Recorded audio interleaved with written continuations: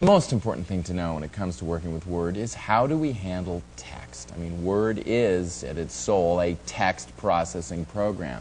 So let's talk about how you enter text and how you can edit it as well. This is not exactly rocket science here. What we've got is a blinking cursor indicating the text insertion point. It's just saying, hey, if you type, this is where the text is going to come in. Now notice this little black line sitting at the bottom. That really doesn't mean much, except it's saying this is the end of the document.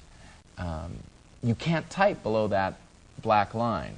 Of course, as we start entering text, the black line is going to move down. So it's just, anyway, a little indicator of where the document comes to an end. So what we'll do is we'll type a date in here.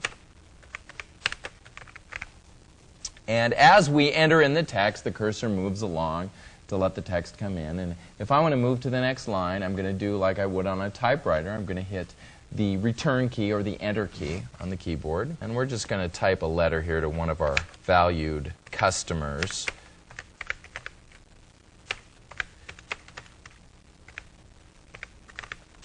Let's just see. He's a super genius, as I recall. And now, I did that typo on purpose. That was on purpose there. When you type something incorrectly, all you have to do is hit your backspace key, and of course it backspaces over what you just typed. So if I meant to type an S there and I type an A by accident, just hit backspace. And you know, I should go back and capitalize this.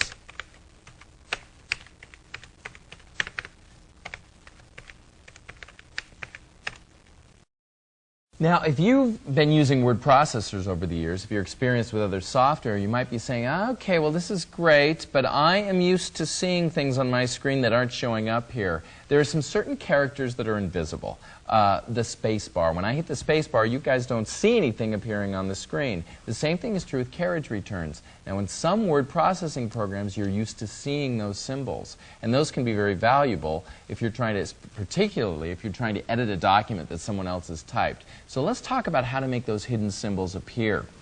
In the toolbar, up here in the upper right, we've got a little symbol that looks like a paragraph marker.